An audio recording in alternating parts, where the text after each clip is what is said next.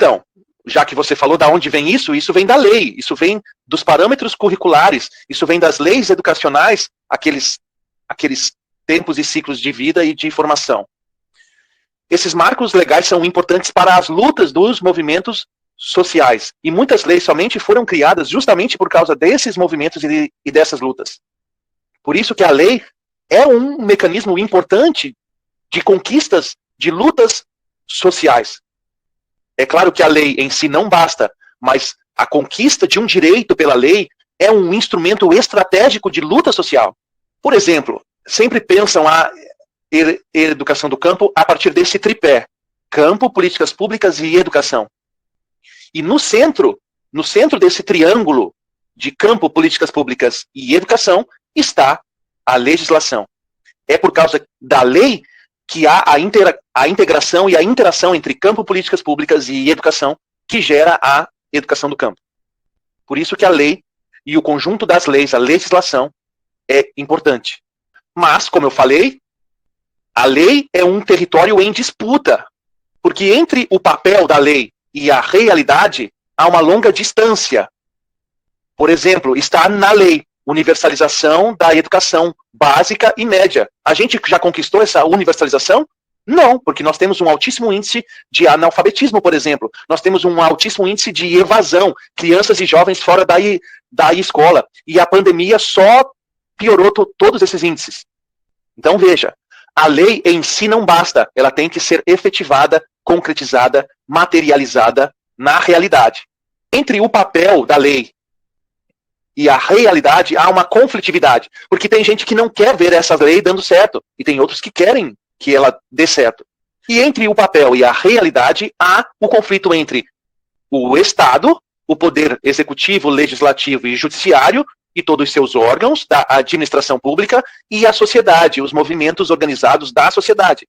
O Estado é visto tradicionalmente como elitista, oligárquico, conservador, e os movimentos da sociedade, as organizações da sociedade civil, são vistas como progressistas e transformadoras e revolucionárias. Lei, a legislação, o direito é o território onde essa luta se dá. Então, há a Constituição Federal, onde a educação é direito social, onde é dever da sociedade e do Estado ofertar educação para todos. A LDB, que é uma outra lei importante, as diretrizes operacionais da educação básica nas escolas do campo. Depois vem os pareceres do Conselho Nacional da Educação, que é um órgão do MEC. Há vários pareceres que garantem o direito à educação do campo. Depois vem os programas que eu já falei, muito superficialmente no vídeo passado, sobre Pronera e Procampo. Nós já vamos falar mais sobre Pronera, e o Procampo eu falei na aula passada. Então vejam, esses marcos são importantes, eles não foram dados de graça, eles não foram criados de graça, isso vem de lutas e de pressão dos movimentos sociais dos povos do campo. E para quem? Para quem que essas leis são feitas? Para agricultores familiares, extrativistas, pescadores, ribeirinhos, assentados e acampados da reforma agrária, quilombolas, caiçaras, povos da floresta. Esses são, a própria lei define quem são os povos do campo. E essas leis são feitas para essas pessoas. Aqueles tempos de formação que eu falei que deveriam ser pensados para povos do campo, são esses povos aqui. Esses povos do campo é que a gente tem que pensar os ciclos de formação, para que não haja o conflito entre trabalho e acesso e permanência à educação. Já vimos para quem são feitas essas leis, mas para quê? Por que a gente precisa de lei para esses povos? Está aqui, ó. Porque esses povos, historicamente, durante os 500 anos da nossa história, esses povos foram excluídos do acesso a vários direitos, e dentre eles o direito à educação. Há uma subalternidade. Eles não são iguais, justamente por causa dessa desigualdade de formação e de acesso a direitos que é histórica. Se há essa desigualdade, o Estado precisa fazer alguma coisa. E ele faz isso por meio de políticas públicas afirmativas, que afirmam esses povos, que visam dar igualdade e justiça a esses povos. Então, essas políticas públicas afirmativas são, sim, discriminatórias, porque fazem uma diferença entre povos do campo e povos que não são do campo.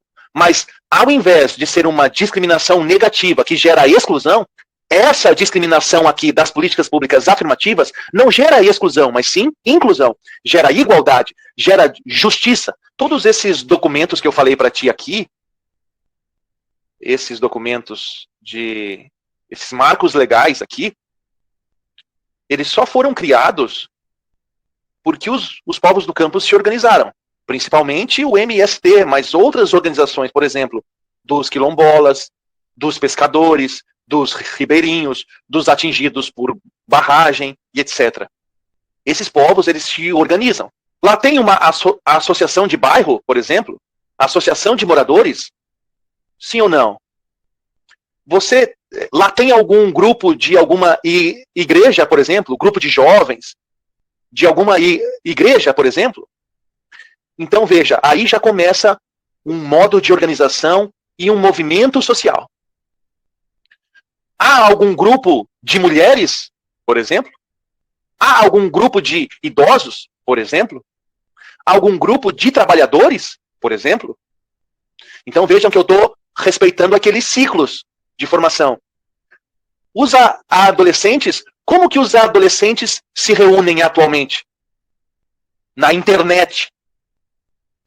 Como que os adultos se reúnem atualmente? Geralmente, adulto é sinônimo de trabalhador. Eles têm um sindicato? Eles têm uma associação de bairro? Uma associação de igreja? Uma associação de gênero?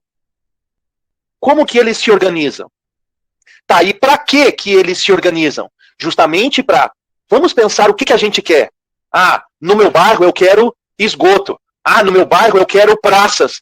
Ah, no meu bairro eu quero asfaltamento. Ah, no meu bairro eu quero creche. Ah, no meu bairro eu quero iluminação pública. É coletivamente que as demandas são criadas. Tá, mas elas são criadas e levadas para quem? Geralmente para o poder público, para a prefeitura, para os vereadores, para o prefeito. Mas isso micro, no âmbito municipal. Mas tem o âmbito estadual. Mas tem o âmbito regional, mas tem o âmbito nacional, mas tem o âmbito global. Então vejam que as lutas, elas se dividem em vários níveis. É dessa forma que a gente se organiza, a gente pressiona o Estado para que crie diretrizes de políticas públicas. Foi dessa forma que o MST e todos os povos do campo, a partir de vários encontros nacionais de educação do campo, a partir de vários fóruns nacionais de educação do campo, eles pensam juntos a sua realidade, os seus tempos, a sua cultura, os seus valores sociais. Exemplo disso é esse programa aqui. Esse programa ele foi criado a partir de pressões dos movimentos sociais das populações do campo.